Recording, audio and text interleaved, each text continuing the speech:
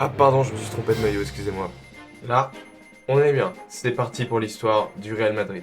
En 1902 à Madrid est fondé le plus grand club de l'histoire. C'est pas moi qui le dis, c'est la FIFA. Je parle évidemment du Real, le club le plus mythique du football, qu'on l'aime ou qu'on le déteste. Mais à l'époque, au début du XXe siècle, l'entité n'a rien de particulièrement marquant par rapport à ses homologues européens, fondé par un groupe d'anciens étudiants de l'institution libre d'enseignement liée aux universités britanniques d'Oxford et Cambridge notamment. Une scission a lieu en 1901 et la création officielle, c'est en 1902, le 6 mars. Juan Padros devient le premier président et un premier élément important du club est mis en place, le blanc. Son frère, Carlos, organise l'ancêtre de la Coupe du Roi en l'honneur du couronnement d'Alphonse XIII. Ravi de cette initiative, véritable succès, celui-ci prolonge la compétition pour les années suivantes et ainsi naquit la Copa del Rey. L'autre grand club de Madrid, l'Atlético, est créé quasiment en parallèle et une petite rivalité se crée, mais jamais l'Atleti n'atteindra le niveau des merengues qui remportent déjà ses premiers championnats locaux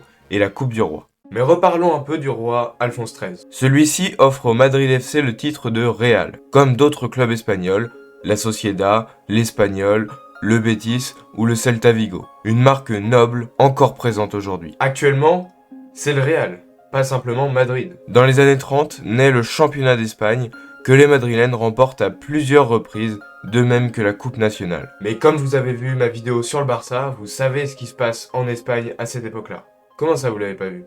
Il faut absolument aller la voir. Elle est juste ici. Bref, tout ça pour dire que la guerre civile ravage l'Espagne et au final, la dictature de Franco se met en place. Le début de cette période coïncide avec l'arrivée d'une légende au poste de président, le désormais célèbre Santiago Bernabéu, qui a joué par le passé pour le club et réorganise alors l'institution. Pour remplacer le petit et vétuste stade Chamartín construit en 1924, le nouveau président de la Maison Blanche fait construire un nouveau Chamartín à l'emplacement que l'on connaît actuellement. 75 000 personnes pourront venir dans un premier temps dans le stade renommé Santiago Bernabéu en 1955.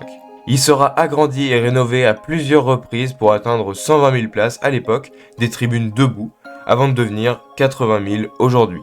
Récemment, la nouvelle rénovation offre de nouvelles possibilités au stade, et surtout un stade moderne et plutôt moche. Voilà, c'est mon avis, c'est mon avis. Voilà. Mais les résultats ne suivent pas totalement.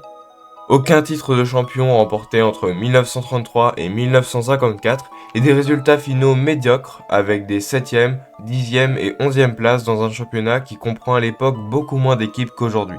Le Real a presque failli être relégué en 1948, un événement qui aurait pu bouleverser l'histoire du club, mais finalement, le Real Madrid restera toujours en première division jusqu'à aujourd'hui, tout comme le Barça et Bilbao. Finalement, le tournant dans l'histoire continentale du club sera l'année 1953 avec l'arrivée de la légende Alfredo Di Stefano, en plus de modèles tactiques moins archaïques qui refont du Real une place forte du football européen. En effet, le club chipe l'Argentin au Barça pour un montant record, un marqueur de la nouvelle stratégie madrilène, miser sur les superstars internationales pour construire une équipe stratosphérique, galactique.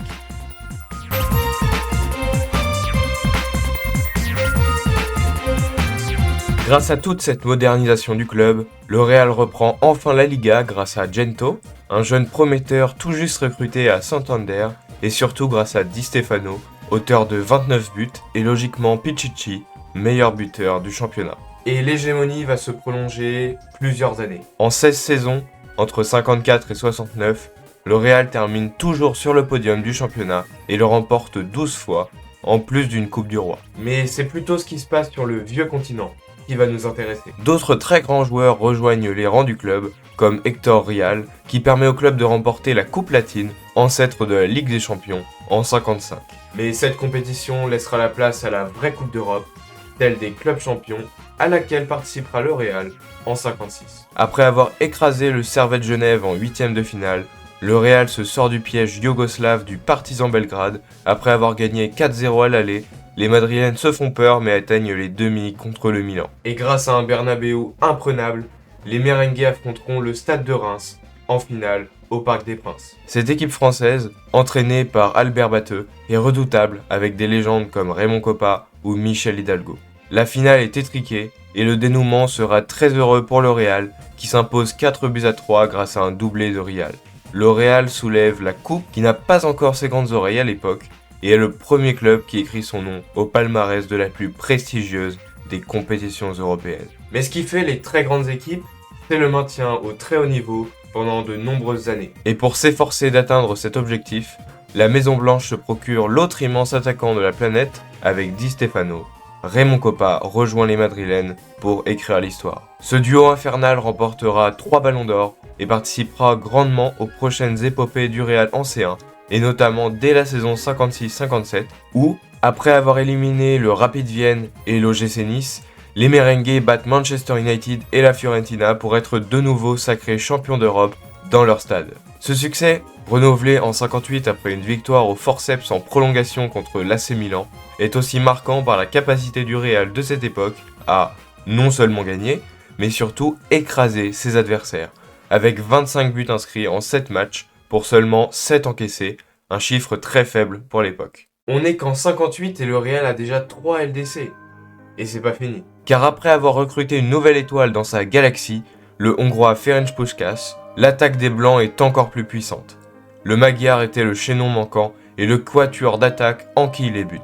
Et encore une Coupe d'Europe en 59 en battant encore le Stade de Reims d'un certain Just Fontaine en finale après avoir encore survolé les débats. D'ailleurs, en demi-finale, le Real a battu son rival lors d'un Euroderby de Madrid historique, achevé par un match rejoué et une victoire avec un Puskás de rang.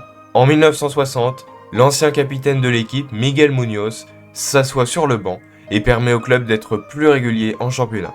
Car oui, à l'époque, seuls les champions se qualifiaient en C1 et le Real ne se qualifiait parfois qu'en tant que tenant du titre. Le technicien espagnol siégera à la tête de l'équipe pendant près de 15 ans et deviendra le premier grand entraîneur de l'histoire du Real.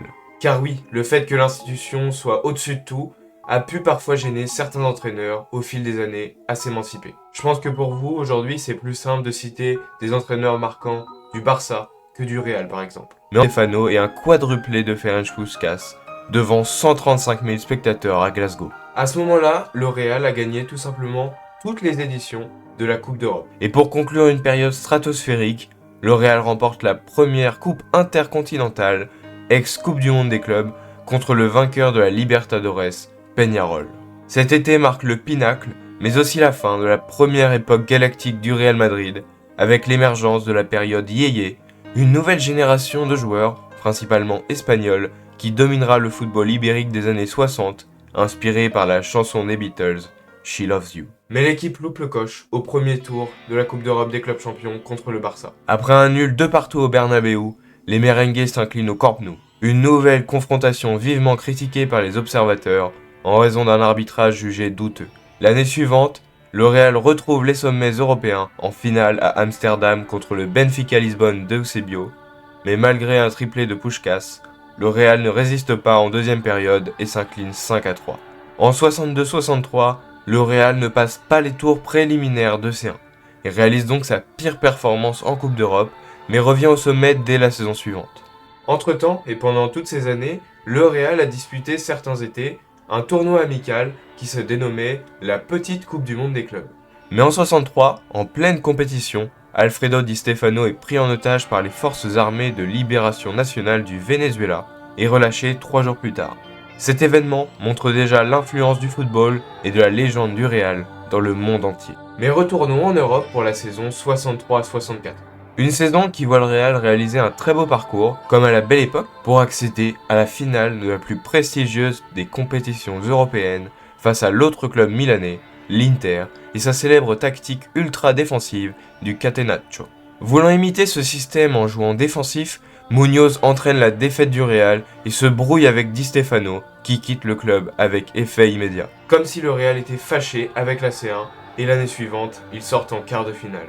Mais en 66, Muñoz parvient encore à emmener son équipe en finale face au Partizan Belgrade, après avoir vaincu le double champion en titre, l'Inter, en demi-finale. Lors des 11 premières finales, le Real n'est absent que 3 fois, ce qui symbolise la puissance du club. Et 66 est enfin l'année du retour du roi d'Europe, qui s'impose 2-1 en finale. C'est ainsi que Madrid inscrit son nom pour la 6e fois sur la coupe, un trophée qu'ils conserveront et permettra alors l'apparition de celui que l'on connaît aujourd'hui. Cette période de succès marquera l'histoire du foot, alors que ce sera une lueur qui s'éloignera petit à petit du club, alors qu'il entrera dans une période plus compliquée de son histoire. Malgré tout, et pendant plus de 30 ans, aucun club ne parviendra à égaler le Real, malgré les multiples ères de domination qui se succéderont. Pas même les clubs milanais, pas même l'Ajax, pas même le Bayern, pas même Liverpool, ni même le Barça n'atteindront la domination madrilène sur le football européen.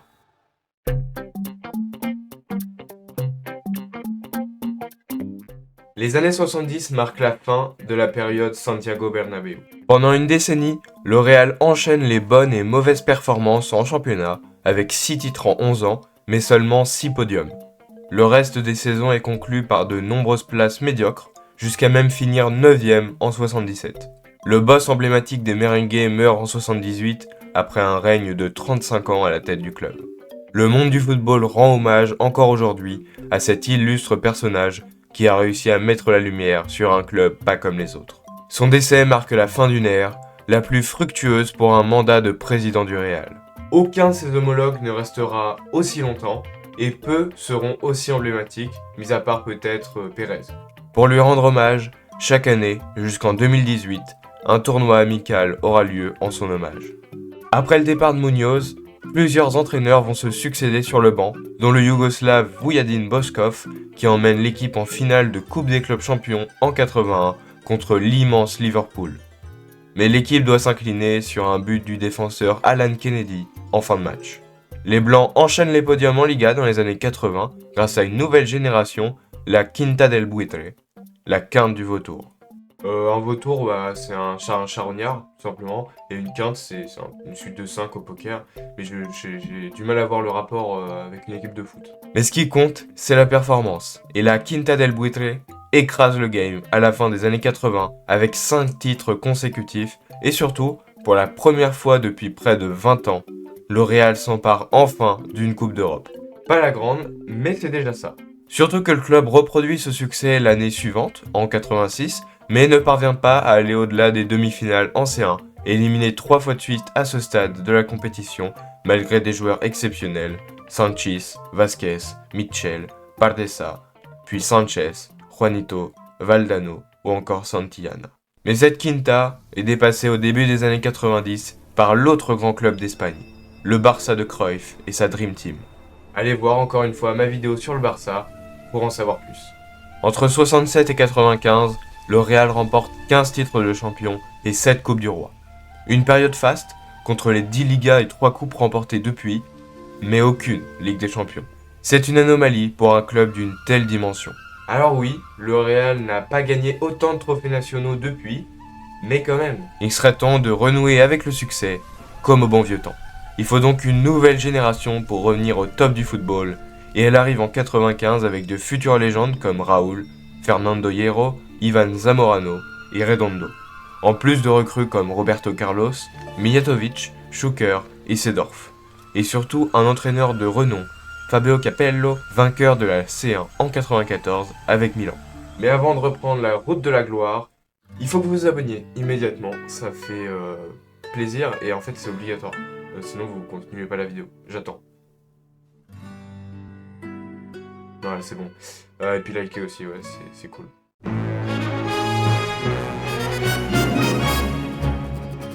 Le tacticien transalpin Fabio Capello ne restera malgré tout qu'une seule saison, remplacé par Jupp Heynckes, qui va lancer la première épopée depuis très longtemps en Ligue des Champions. La compétition n'accueille désormais plus seulement les champions nationaux, mais les meilleures équipes, ce qui augmente encore plus son niveau. Et en phase de poule, le Real s'épargne la comparaison en prenant la première place, puis élimine tranquillement le Bayer Leverkusen en quart, et grâce à un excellent travail au Santiago Bernabéu à l'aller, les Madrilènes s'imposent sur le tenant du titre, le Borussia Dortmund.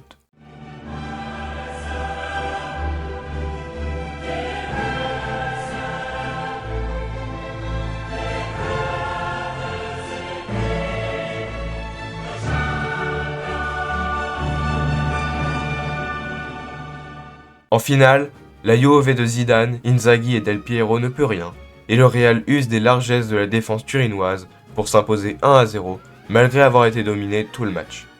32 ans après, les merengues sont enfin de retour sur le toit de l'Europe, grâce à une équipe compétitive, certes, mais aussi ce petit brin de chance qui leur a manqué toutes ces années.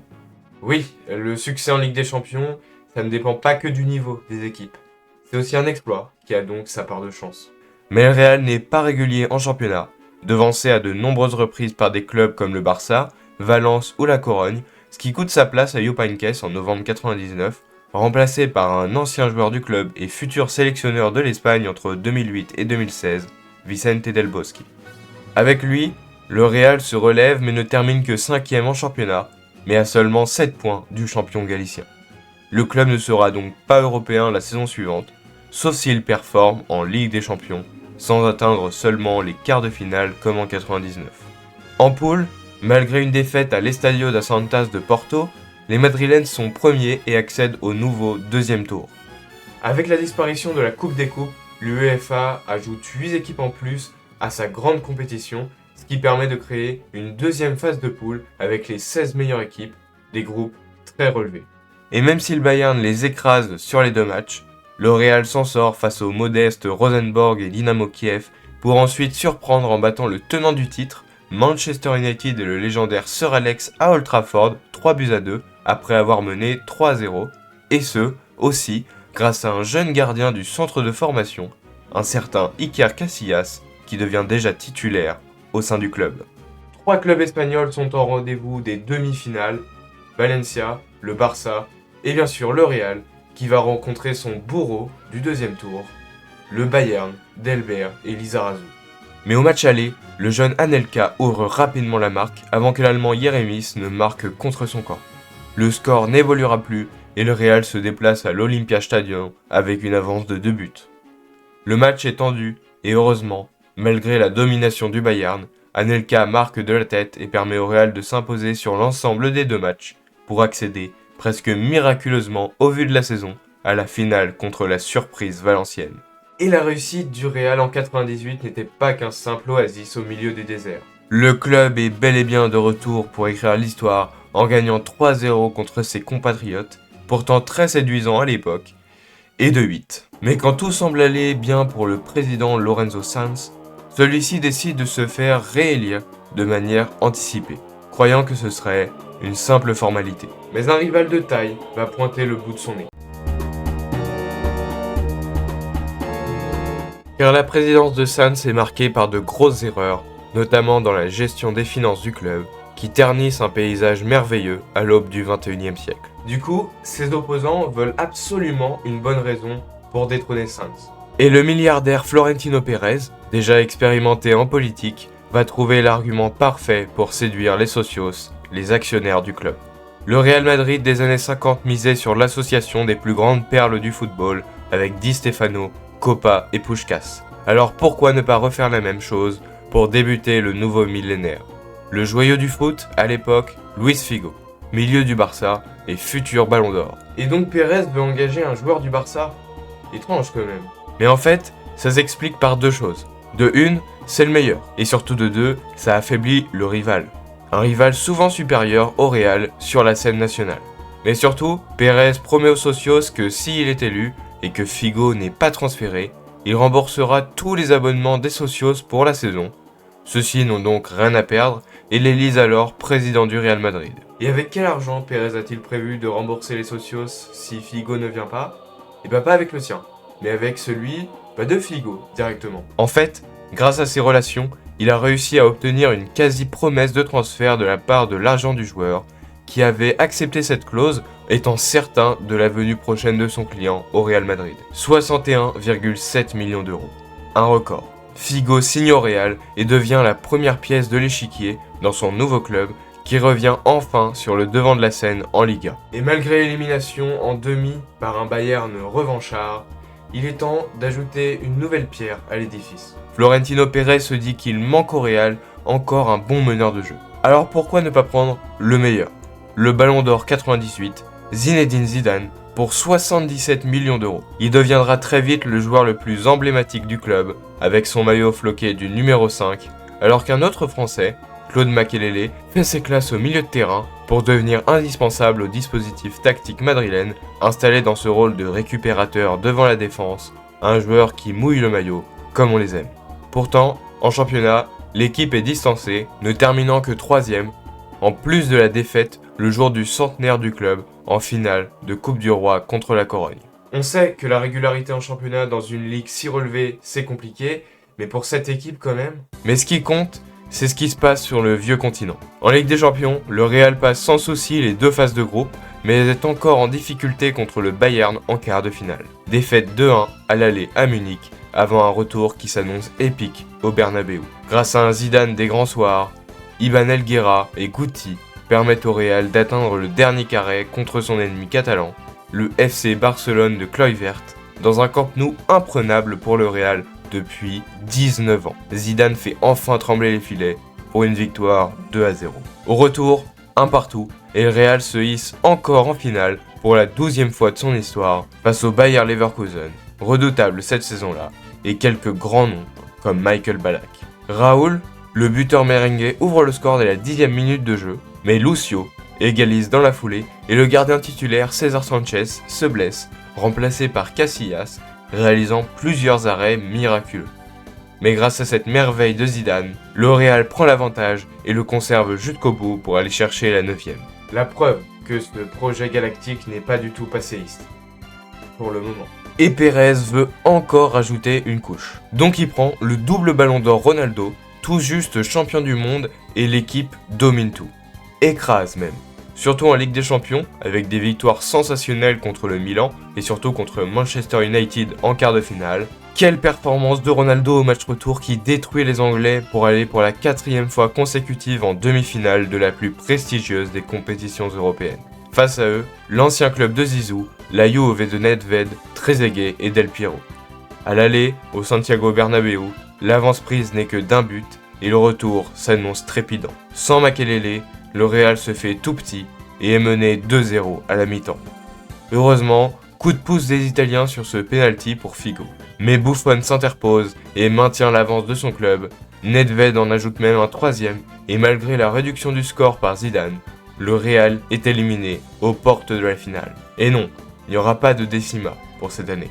Et Pérez veut encore changer des choses, mais cette fois, pas du tout dans le bon sens.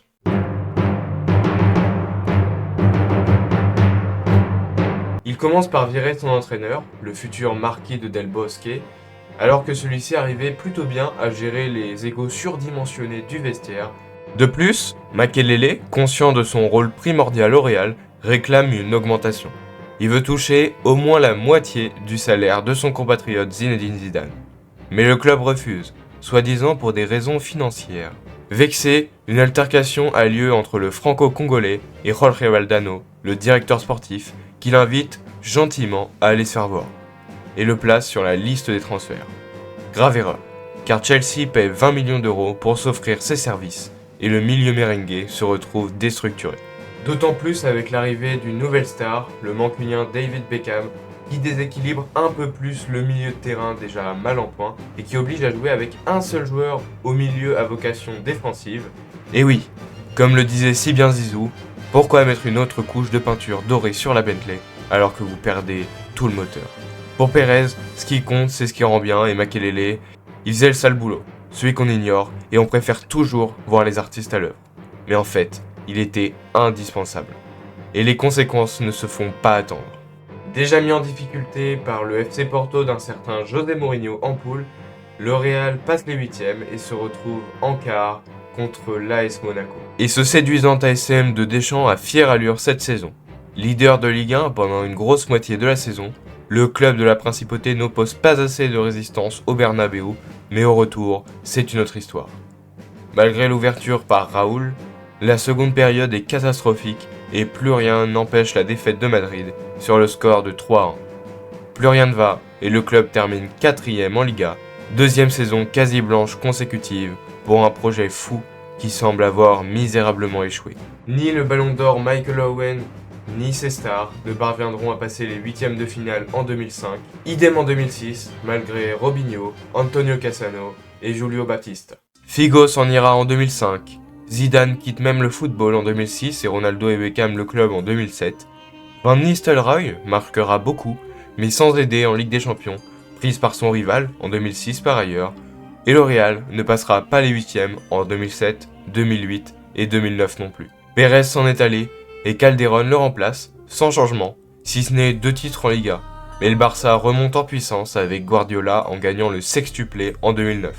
Face à cette mascarade, Pérez, encore lui, annonce sa volonté de revenir en 2009, 3 ans après son départ, suite à la démission de Ramón Calderón pour une affaire d'élection truquée. Mais tellement le poids de l'homme d'affaires espagnol est important, il n'est même pas élu, il est nommé, puisqu'il n'a pas d'adversaire. L'ancien nouveau président veut, en un seul mercato, réaliser un recrutement digne de ses 6 années passées au club. Et je pense qu'on peut dire que c'est quasi chose faite. Grâce à son prédécesseur, le Real profite déjà de Cristiano Ronaldo dès l'été 2009, une signature qu'avait faite Calderón un peu plus tôt. Mais cette fois, il a en partie retenu la leçon et engage un effectif cohérent malgré les venues de stars Ronaldo, Ballon d'Or 2008, et Kaka, Ballon d'Or 2007, pour des montants exceptionnels, 94 millions pour CR7, un record absolu à l'époque. En effet, les arrivées d'Albiol et surtout de Xabi Alonso sont très précieuses et celle de Karim Benzema est très prometteuse, le français entre en concurrence avec le jeune Gonzalo Higuaín, présent depuis quelques saisons. Mais avec tous ces achats, il faut engager les départs de grands noms, tels Arjen Robben et surtout Wesley Sneijder. Le dernier, et ce n'est pas anodin, se dirige vers l'Inter, entraîné par un certain José Mourinho. Car le Real de Manuel Pellegrini ne fait pas mieux en Ligue des Champions. La défaite contre l'Olympique Lyonnais est symbolique de l'affront qu'ils subissent dans leur compétition depuis quelques années. Pellegrini est déjà renvoyé après cette débâcle, alors que le Barça domine encore la Liga. Mais en Ligue des Champions, un seul club, un seul homme, un seul effectif a réussi à les faire tomber.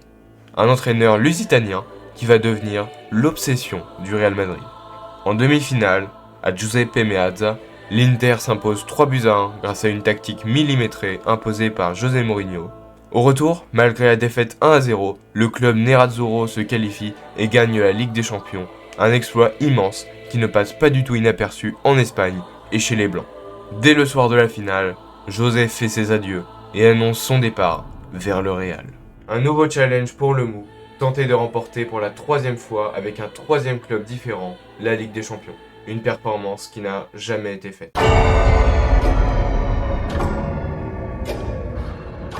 À l'été 2010, Mourinho est au sommet et le monde attend de voir la rivalité avec le Barça en Liga.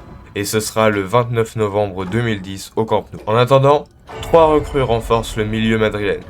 Sami Khedira, Mesut Ozil et Ángel Di María et permettent, avec les anciens, d'être très puissants en championnat. Mais ça y est, c'est l'heure de défier le Barça dans son antre. Mais Mourinho va payer très cher sa tactique trop simple et se faire balayer. 5-0 score final, d'après José, c'est la pire défaite de sa carrière. Il décide alors de changer complètement de jeu et amène plus d'agressivité pendant les Clasico, mais ne peut empêcher le Barça d'être champion avec 96 points après un nul au Bernabéu. Mais au moins, un trophée remporté grâce à un but du serial buteur Cristiano en prolongation. Au moins, ça fait un peu de bien dans une saison éprouvante face au Barça. En Ligue des Champions, l'effet Mourinho se fait en revanche ressentir. Les Madrilènes passent les 8e de finale pour la première fois depuis 2004 en prenant leur revanche sur Lyon, puis éliminent Tottenham en quart en écrasant les Londoniens 5-0 sur l'ensemble des 2 matchs. Mais devinez qui retrouve en demi ? Messi s'en remet à son talent et le Real s'incline une nouvelle fois aux portes de la finale. Une première saison à 2 visages, d'un côté bien meilleur que les précédentes, mais de l'autre bien loin du Barça. Mais en 2011-2012, il faut être encore plus régulier en championnat. Et c'est ce que feront les joueurs, qui terminent la saison à plus de 120 buts et 100 points, avec une victoire de prestige au Camp Nou, grâce notamment à Ronaldo et cette mythique célébration. Mais la route s'arrête encore en demi-finale de Ligue des Champions, au tir au but contre le Bayern, et l'année d'après, rebelote contre le Borussia Dortmund. Et surtout, pas de trophée remporté. L'environnement commence à être un peu toxique, et Mourinho s'en va, après avoir ramené le club sur le devant de la scène. Le style de jeu est excellent, et le Real a prouvé qu'il était capable de disputer la victoire en Ligue des Champions. Don Carlo va reprendre le travail du Mou et le sublimer pour essayer de ramener, enfin, pour la 10e fois, le plus beau des trophées. Ronaldo continue d'enchaîner les buts avec plus de 50 par saison et revient enfin prendre son 2e ballon d'or en 2013 face à Ribéry. Mais en championnat, l'Atlético Madrid de Diego Simeone surprend avec son style défensif et prend le titre en Liga, le premier non-Barça Real depuis 2004.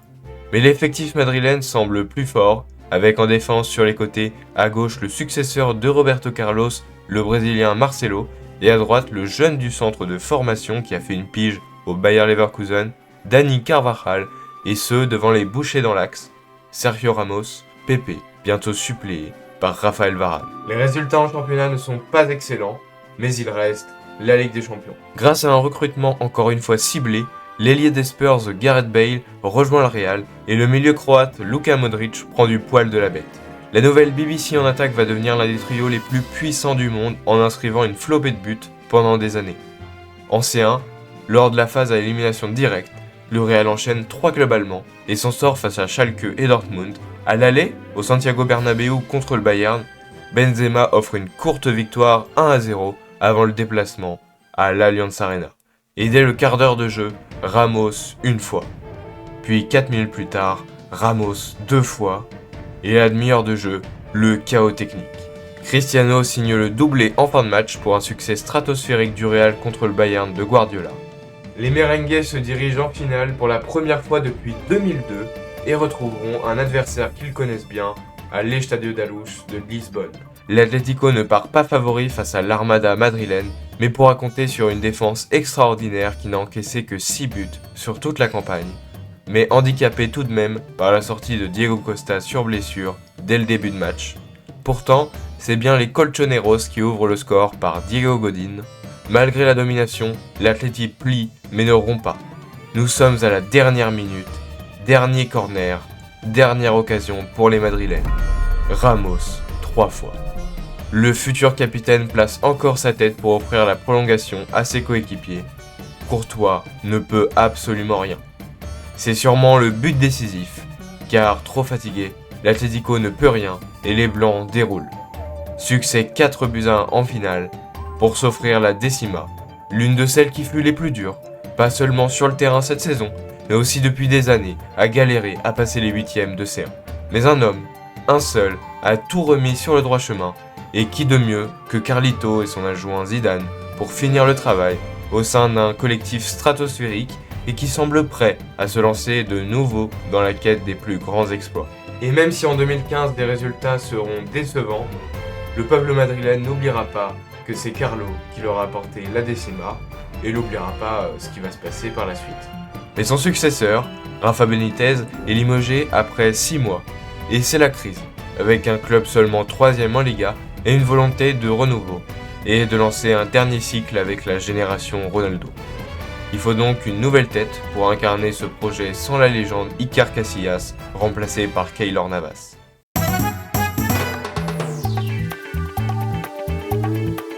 En janvier 2016, Zinedine Zidane est nommé entraîneur du Real Madrid depuis la Castilla, l'équipe de réserve qu'il dirigeait depuis l'été 2014.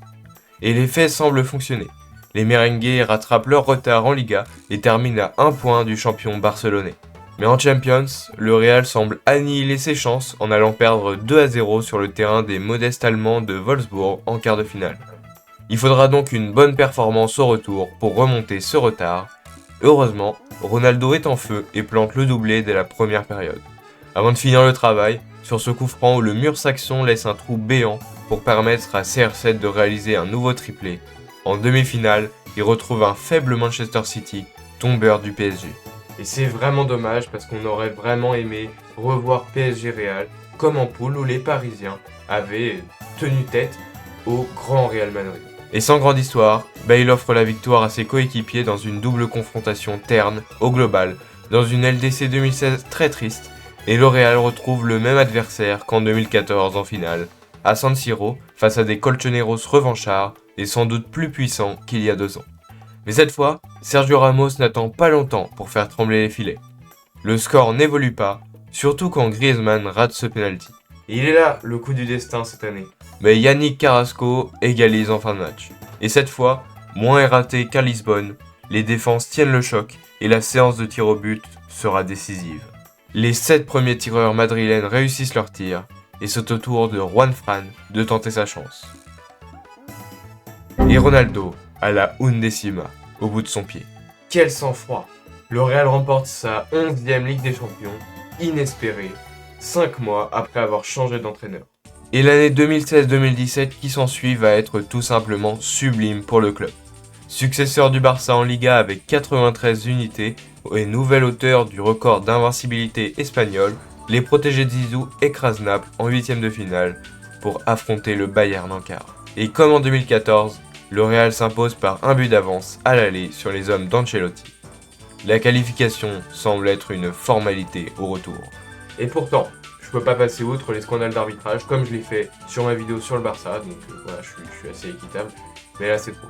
Ronaldo marque 2 fois en position de hors-jeu et offre la qualification de manière extrêmement controversée au Real. Un match qui mettra d'ailleurs fin à la carrière internationale de l'arbitre du soir, Monsieur Cassagne. En demi-finale, énième derby madrilène en LDC, et à l'aller, le Real fait les 3 quarts du chemin en gagnant 3-0 grâce encore une fois à Ronaldo qui marque un triplé pour une large avance avant le retour à Vicente Calderón. Mais après seulement un quart d'heure de jeu, l'Atlético a déjà marqué 2 fois et menace déjà les merengues. Mais sur ce sublime débordement de Karim Benzema, Isco profite du contre-favorable pour envoyer le Real en finale. Et ce sera une simple formalité pour les Madrilènes face à la Juventus, malgré l'égalisation spectaculaire de Mario Mandzukic, 4-1, score final. Le Real remporte sa 12e Ligue des Champions et est le premier club depuis le Milan en 89-90 à conserver son titre. Et oui, aujourd'hui encore, le Real est le seul club à avoir remporté 2 fois d'affilée la Ligue des Champions depuis qu'elle s'appelle la Ligue des Champions. Et c'est vraiment un exploit exceptionnel puisque Zidane n'a que 1 an et demi d'expérience sur le banc d'une grosse équipe. Et ça va se continuer dès 2018. Mais rien ne semble se passer comme prévu. Bien que le club remporte les autres trophées internationaux mineurs comme la Coupe du Monde des clubs ou la Supercoupe d'Europe comme en 2014 et en 2016 par ailleurs, en championnat, le Real est largement distancé, battu par ses rivaux et ne gagne pas la Copa del Rey. Pourtant, en début de saison, les merengues affichent leur ambition de rester au plus haut niveau. C'est donc en Ligue des Champions qu'il faudra créer la sensation en tentant de décrocher le trophée pour la 3e année consécutive. Mais une fois n'est pas coutume, les Madrilènes sont très en difficulté pendant la phase de groupe, battus à Londres par les Spurs et se défaisant avec difficulté d'un Borussia Dortmund décadent. Ils terminent 2e de leur groupe et hériteront d'un gros morceau en 8e de finale, le Paris Saint-Germain d'Unai Emery. Sur le papier, la forme des 2 équipes permet d'espérer un match intéressant, surtout qu'on a l'expérience du Real Madrid incarné par le capitaine Sergio Ramos face à la fougue parisienne. Mais malgré un pari très intéressant, le Real parvient à prendre un bel avantage 3-1 à l'aller, avant de s'imposer au retour, sans être pour autant flamboyant. Mais il faudra l'être en quart de finale contre une Juve qui semble encore plus forte que l'année dernière. Mais soudain, Ronaldo assassine Buffon et Madrid gagne 3-0. Le retour devrait être une simple balade de santé, mais les Bianconeri viennent avec beaucoup plus d'intention et sèment le chaos dans les rangs merengues. Les Blancs doivent impérativement réagir, mais le match se dirige vers les prolongations. Mais à la dernière seconde, l'arbitre signale un penalty ultra sévère et la légende Gigi Buffon perd son calme et est exclu. Ronaldo n'a plus qu'à envoyer le Real en finale. C'est triste que cette double confrontation qui allait continuer en prolongation se termine avec un tel scénario. Mais le Real accède pour la 8e fois consécutive aux demi. Sur leur route, encore le Bayern, qu'ils éliminent plus simplement que l'an passé, avant de gagner une finale frustrante pour Liverpool, 3-1. Un match où Ramos se fait remarquer en blessant Salah, et dans lequel le gardien des Reds, Loris Karius, est victime d'une commotion cérébrale qui lui font commettre 2 grosses erreurs. Le Real soulève sa 13e Ligue des Champions, et encore une fois, le Real semble béni dans sa compétition. Il n'empêche que l'exploit réalisé par les Madrilènes est stratosphérique, c'est vraiment dingue, et je pense qu'on n'est pas prêt de revoir ça dans le football moderne tout simplement. Mais l'annonce du départ de Cristiano, fort du statut de quintuple ballon d'or et de sauveur de la Maison Blanche à de nombreuses reprises, qui part pour un nouveau challenge à la Juve, et surtout celle de son entraîneur désormais légendaire Zinedine Zidane, qui prend tout le monde de court, entraînera une période bien plus compliquée. En attendant, le Real en quelques années est devenu le roi incontesté d'Europe à la gloire de ses icônes des années 50, avec des joueurs exceptionnels dont Cristiano Ronaldo, qui aux côtés de Lionel Messi réécrit l'histoire de notre sport en poussant dans les moindres retranchements des records jadis inatteignables. Impensable de dire qu'on a vécu une telle période qui a permis aux deux GOAT de notre sport, Messi et Ronaldo, de monopoliser 11 ballons d'or en 11 ans. Muchas gracias, afición. Este para vosotros.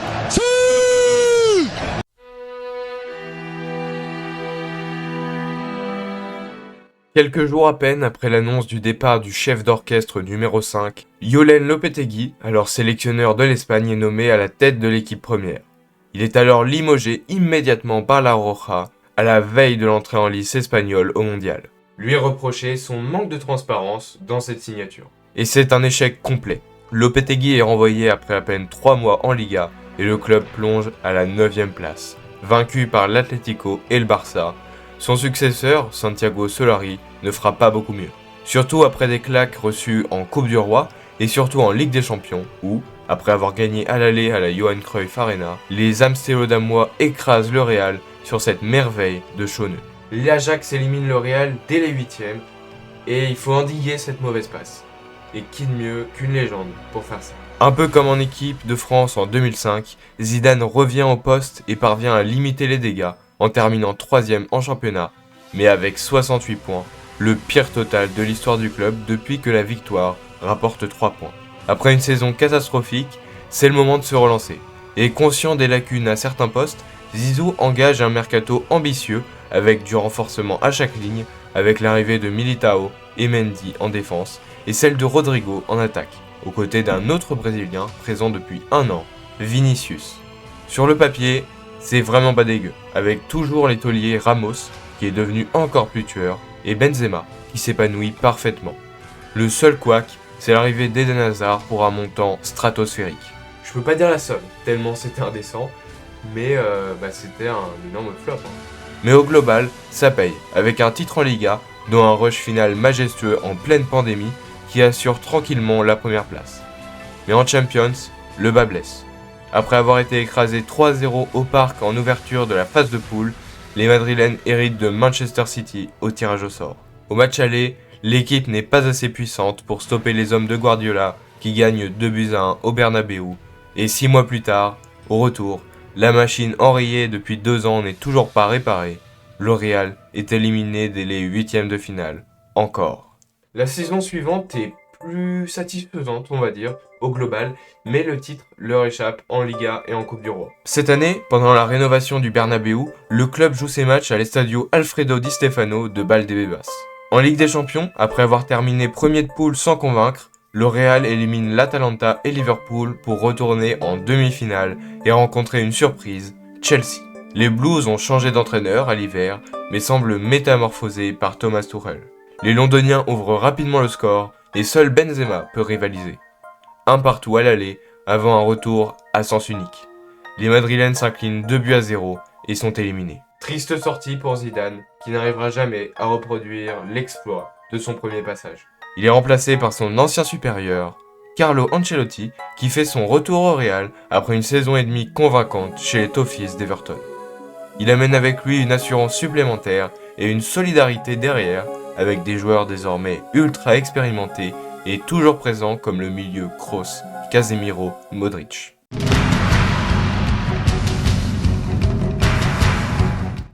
Autant dire qu'avec Carletto, le Real roule sur une Liga assez faible depuis quelques saisons. Seule anomalie, la défaite 4-0 contre le Barça qui entache une excellente saison qui commence en Ligue des Champions. Malgré une défaite surprise contre le Sheriff Tiraspol, le Real termine premier de son groupe pour retrouver le PSG au Parc des Princes le 15 février 2022. Incroyable. Paris domine outrageusement une Maison Blanche invisible. Mais Messi bute sur Courtois et il faut attendre le temps additionnel pour voir l'ouverture du score. Tout simplement, Madrid a été nul. donc ils peuvent pas vraiment faire pire. Pourtant, Mbappé marque encore, et à la mi-temps, le Real est encore mené 1-0. Mais tout à coup, une brèche. Et un quart d'heure plus tard, le Real revient de nulle part. Vraiment.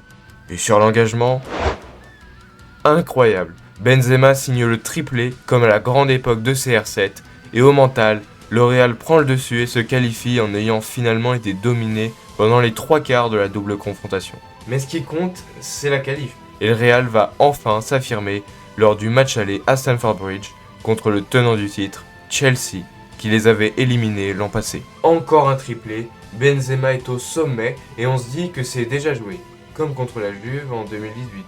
Le Real est transparent et Chelsea mène 2-0, puis voit un troisième but refusé avant de finalement prendre l'avantage sur l'ensemble des deux matchs. Mais au moment où tout semble fini, le Ballon d'Or 2018, Luka Modric, offre cette merveilleuse passe à Rodrigo. Quel but! Et c'est parti pour la prolongation, mais Benzema, encore, on a décidé autrement. Le Real devra néanmoins se défaire de Manchester City en demi-finale pour prouver qu'ils sont de nouveau les rois d'Europe. Mais encore une fois, en début de match, mais sur la seule offensive madrilène, et la domination citizen enchaîne, mais le Real parvient toujours à suivre. Succès 4-3 des Sky Blues à domicile, et un suspense qui va être haletant au retour avec ce but sublime de Vinicius. Et la panenka de Benzema, tout lui réussit. Mais au retour, pas du tout autant de buts et nous sommes dans les dernières minutes. Encore une prolongation, mais le vent a définitivement tourné. Benzema marque son 15e but cette saison en Ligue des Champions et qualifie son équipe pour la finale. Après des années dans l'ombre de Ronaldo, après avoir vécu le déclin du Real, Benzema, tout comme Modric, Kroos et Casemiro, est immortel et cette campagne légendaire lui offre le Ballon d'Or en fin d'année. Car oui, au Stade de France, Liverpool est vaincu sur ce but de Vinicius. Courtois porte toute l'équipe sur l'ensemble de la finale et de la compétition, dois-je dire. Finalement, son recrutement en 2018 était peut-être la meilleure chose. Toujours est-il que le Real gagne pour la 14e fois la Ligue des Champions. Honnêtement, pour moi, c'est vraiment la plus grosse épopée de l'histoire du foot. Quand on croyait, on espérait finalement pour le bien du foot qu'ils tombent, et bah, ils étaient encore debout. Immortels, irrationnels, invincibles. Mais heureusement pour le foot, ils ne sont pas imbattables, et la saison suivante, s'inclinant largement en championnat et en Ligue des Champions. Malgré un nul frustrant à l'aller, les merengues sont écrasés par City cette fois. Et sans Courtois, le score aurait été encore plus large. L'ère Benzema est terminée, mais peut-être peut-on se relancer une dernière fois dans la quête de la quindécima. À l'été 2023, le Real engage Jude Bellingham pour plus de 100 millions d'euros. Ce transfert star accompagne un nouveau collectif avec la refonte du milieu un an plus tôt. C'est le jeune Aurélien Tchouaméni qui faisait son arrivée avec le défenseur de Chelsea, Antonio Rudiger. D'autres joueurs importants signent au Real, comme Arda Güler ou Brahim Diaz, pour former une nouvelle équipe type avec les départs de légendes du club. Seul couac, la longue blessure de Thibaut Courtois qui sera absent pendant une large partie de la saison, remplacé par le gardien ukrainien Andriy Lunin qui fera très bien le taf. Et le Real écrase littéralement le championnat, une seule petite défaite sur le terrain de l'Atlético Madrid pour terminer avec 95 points, tout comme en Ligue des Champions avec 6 victoires en autant de matchs, un fait rare pour être souligné avant d'éliminer Leipzig en 8e de finale. Et en quart de finale, le duel qu'on attend tous entre les deux derniers vainqueurs de la C1, un duel haletant qui nous met en haleine pour une 3e saison consécutive. Avant un retour tendu à l'Etihad, durant lequel le Real mène pendant plus d'une heure avant l'égalisation Citizen. La prolongation ne donnera pas de vainqueur, place à la séance de tir au but. Et malgré le raté de Modric, Bernardo Silva foire totalement sa panenka, puis Kovacic échoue. C'est le Real qui passe en demi, encore une fois. En demi face à un Bayern qui aurait pu être plus heureux sur les décisions arbitrales, et Dortmund finit par céder en finale. La Maison Blanche remporte sa 15e Ligue des Champions, et j'ai trouvé que c'était peut-être un peu trop simple pour eux. C'est finalement Rodri qui prend le Ballon d'Or face à Vinicius, et honnêtement, je suis d'accord. Mais bref, mettez vos arguments en commentaire, si vous le souhaitez, on en débattra. Mais la saison 2025 va mener à la fin du deuxième passage du Mister dans la capitale espagnole. En effet, malgré la signature de Kylian Mbappé arrivé libre en provenance du PSG, eh bien c'est le PSG qui gagne la Ligue des Champions alors que le Real est éliminé 5-1 en quart par Arsenal. Aucun trophée et Ancelotti s'en va. Comme si Mbappé était la cause des problèmes du PSG et que maintenant, le Real a récupéré la patate chaude. Et malgré Xabi Alonso en ce début de saison, les résultats sont comptables et loin d'être à la hauteur des espérances en termes de niveau de jeu. Alors le Real Madrid parviendra-t-il à se relever pour devenir encore plus fort et reprendre son titre de superpuissance footballistique, ou faudra-t-il un changement plus profond pour renouer avec son passé glorieux? Dans les années 50, le Real des premiers galactiques épatait l'Europe en gagnant 5 fois consécutivement en Ligue des Champions. Celui des vrais galactiques impressionnés par la puissance incarnée par le club, et celui de Ronaldo et Benzema a soumis toute l'Europe en trouvant la formule ultime de régularité européenne. Donc dans un monde du foot toujours plus compétitif, le Real veut s'affirmer comme toujours, et on a hâte de lire la suite de la grande histoire du plus grand club du monde, le Real Madrid Club de Football. C'était Bat, abonnez-vous, à la prochaine, allez ciao.